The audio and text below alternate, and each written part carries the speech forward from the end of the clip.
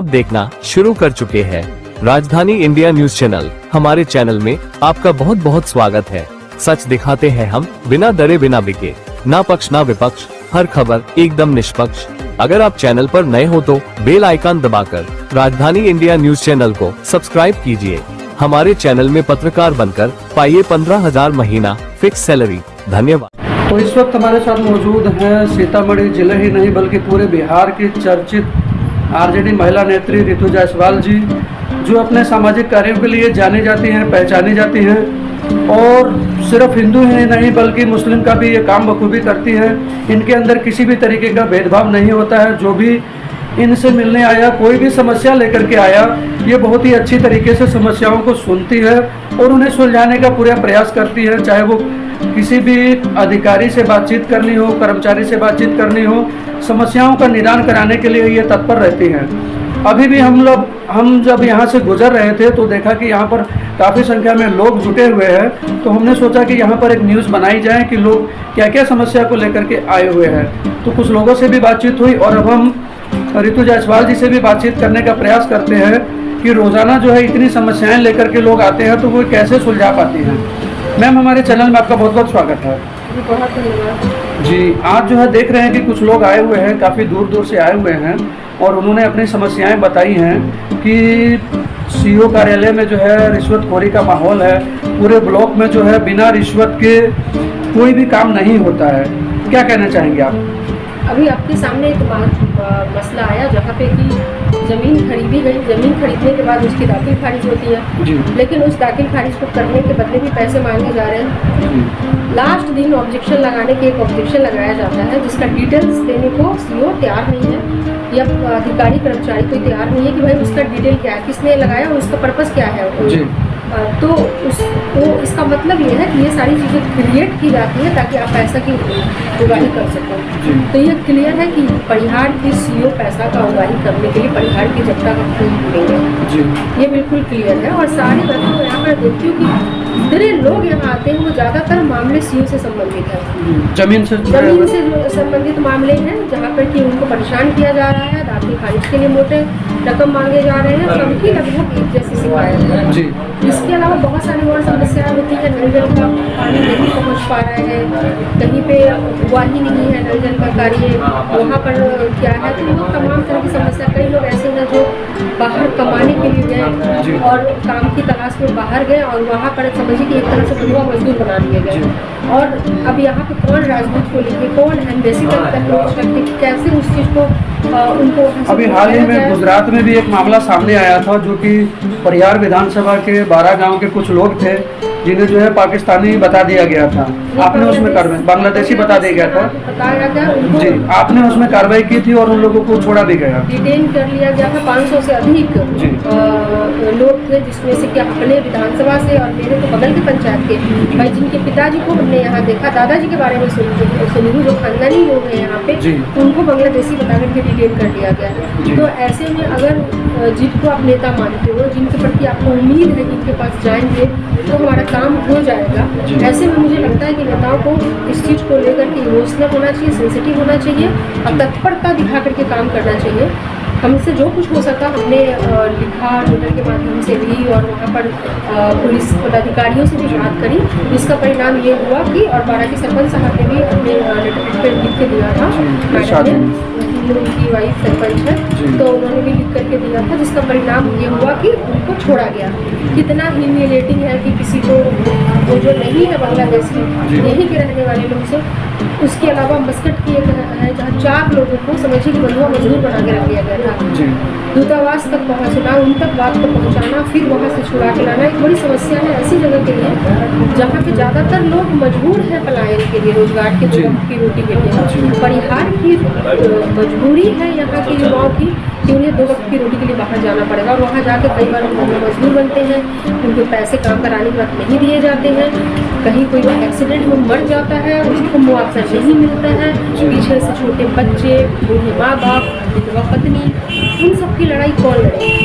तमाम समस्याएं हैं, बहुत मतलब समस्याओं की कमी नहीं है। लगभग 15 सालों से परिहार में जो विधायक हैं, गायत्री देवी जी हैं, राम नरेश जी हैं, आपको क्या लगता है कि कौन सी समस्याएं यहाँ बाकी बची हुई हैं परिहार विधानसभा में? कौन सी समस्याएं नहीं है यहाँ पे बची हुई है, छोड़ के कौन सी समस्याएं नहीं है। हर जगह पे आप देखो भ्रष्टाचार का तो बोलबाला है, ब्लॉक के भ्रष्टाचार से जनता परेशान हो चुकी है। रोजगार पे कोई काम नहीं हुआ है यहाँ पे कभी भी, किसी भी जनप्रतिनिधि ने कभी जितने के बाद भी रोजगार की दिशा में कोई प्रयास नहीं किया कि युवाओं को रोजगार कैसे मिले। शैक्षणिक संस्थानों पे कभी किसी ने काम नहीं किया कि उच्च स्तरीय शैक्षणिक संस्थान कैसे खोले जाए। नर्सिंग कॉलेजेस हो, BEd कॉलेजेस हो, ITI कॉलेजेस हो, ये तमाम तरह की चीज़ें, पॉलिटेक्निक कॉलेज हो, ये सारी अगर रहती यहाँ पे तो बच्चों को बहुत ज़्यादा दूर नहीं जाना पड़ता। तो ये तमाम समय उसका मतलब इतनी छोटी छोटी चीज़ें नहीं हो पाई। तो इंजीनियरिंग कॉलेज की बात तो सबका कैसा लगता है। आप भी वर्तमान में विधानसभा चुनाव की तैयारी कर रही हैं और लोगों के बीच अक्सर रहती हैं। जनता अगर आपको सेवा करने का मौका देती है तो सबसे पहले आप क्या करेंगी परिहार विधानसभा की जनता के लिए? मेरा तो एकमात्र संकल्प है कि समस्या का जो मूल जड़ है उस जड़ को खत्म करना है। मैं बहुत छोटे पद की जिम्मेवारी की बात करूँ, लेकिन मैं बहुत बड़ा सपना देख रही हूँ। मेरा एकमात्र लक्ष्य होगा कि कैसे क्या क्या किया जाए जिससे कि यहाँ का पलायन जो है रुके। यहाँ पे जो मिट्टी है वो फ्लोरिकल्चर के लिए बहुत उपयुक्त है। यहाँ पे फूलों की खेती के लिए सरकार से सब्सिडी और प्रशिक्षण दिलवा करके फूलों की खेती कैसे बनाई जाए, उसका मार्केट कैसे बनाया जाए, ये एक अच्छा साधन हो सकता है। हमें लगता है कि आप देखोगे कि बंगाल से, कोलकाता से ट्रेनें लगती हैं, बोगियाँ लगती हैं और यहाँ के फूल यहाँ पे गाँव गाँव तक पहुँचते हैं, शादी ब्याह में गाड़ियाँ सस्ती हैं और यहाँ का पैसा जो है वो कोलकाता जाता है। उसी तरह से आप मछली पालन को लेकर के देख लो। मछली पालन का यहाँ पे क्या है कि बहुत अच्छा यहाँ का है, जहाँ पे बहुत हम लोग बहुत बड़े एक्सपोर्टर हो सकते हैं। हम लोग दूसरे राज्यों में मछली बेच सकते हैं, लेकिन दुखद ये है कि यहाँ अभी भी आंध्रा से मछली आती है और यहाँ का पैसा आंध्रा जाता है ना। उसके बाद आप देखो मखाना की खेती के लिए अब तक माना जाता था कि दरभंगा मधुबनी एरिया जहाँ मखाना की खेती है, अब वो बढ़ते बढ़ते मधेपुरा से सुपौल तक पहुँच चुका है जहाँ मखाने की अब पौंड में नहीं बल्कि खेतों में उसकी खेती की जा रही है। पानी कुछ फीट जो उनका है गाढ़ा, जितना फीट पानी चाहिए उत्पादन के लिए उतने फीट पानी को स्टोर करके वहाँ पे मखाना की खेती की जा रही है और इससे लोगों को रोजगार मिल सकता है। ये हमारे विधानसभा के लिए किसी भी जनप्रतिनिधि के दिमाग में क्यों नहीं आया है।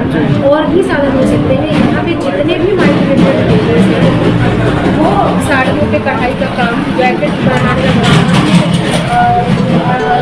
बनियान से लेके ट्राउजर, शर्ट्स बनाने का काम, तो बनाने वाले हमारे यहाँ के लोग जी। ज़्यादातर मालिक भी देखा जाता है कि वो भी इधर के हैं कई, और जो बाजार है जहाँ वो बन के बिकने आता है वो भी यही है बिहार। यानी कि बाजार बिहार का, लोग बिहार के काम करने वाले और कई केसों में बनवाने वाले भी बिहार के, बावजूद भी यहाँ का पैसा बाहर जा रहा है। यहाँ का पैसा बाहर जा रहा है, यहाँ नहीं मिलता। यहाँ पैसे काम की तलाश में लोग बाहर जा रहे हैं। ये बहुत दुखद है। मुझे लगता है कि सबसे ज़्यादा अगर किसी पर काम करने की ज़रूरत है तो वो है माइग्रेशन कैसे ख़त्म हो, एम्प्लॉयमेंट कैसे जनरेट हो, कैसे लोगों को रोजगार बढ़े, छोटे छोटे उद्योग कैसे खोले जाएं, उस पर पूरा फोकस होकर के मेरी पहली प्रायोरिटी क्यों रहेगी।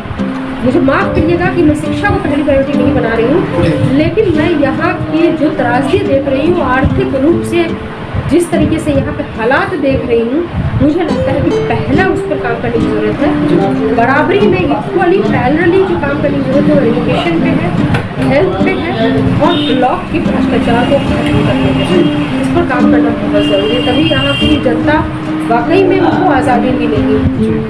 परिहार विधानसभा की जनता से क्या अपील करना चाहेंगे आप हमारे चैनल के माध्यम से? देखिए, हम ये कह रहे हैं कि हमारा ऑफिस यहाँ सोनापट्टी में है। मैं यहाँ पे हूँ, मैं कार्यालय में मिलती हूँ। सुबह में 11 बजे से लेकर के शाम के 2, 3, 4 बजे तक यहाँ पे मेरा रहना होता है। उसके बाद मैं शिफ्ट निकल जाती हूँ। आपकी कोई भी समस्या है आप आए, मेरे लिए आपकी जाति, धर्म, दीन, गुमान मायने नहीं रखता। मेरे लिए मायने आपकी तकलीफ रखती है।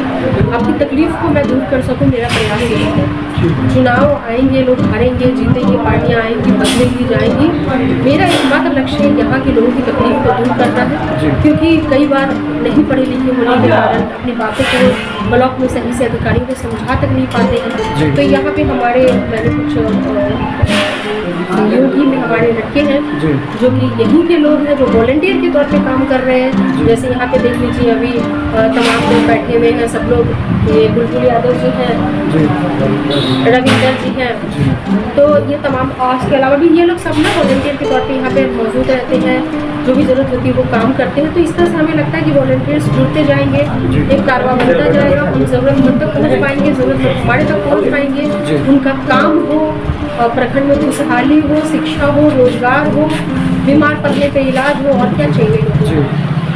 तो ये थे ऋतु जायसवाल जी जिन्होंने अपनी बातें रखी। इस पर आपकी क्या राय है, अपनी राय कमेंट करना ना भूलें, और ताज़ा तरीन खबरें देखने के लिए बने रहें हमारे साथ। अगर आप भी सीतामढ़ी जिले के परिहार विधानसभा से आते हैं और आपकी भी कोई समस्या है जिसकी सुनवाई नहीं हो पा रही है, तो आप लोग कमेंट के माध्यम से अपनी समस्या रख सकते हैं।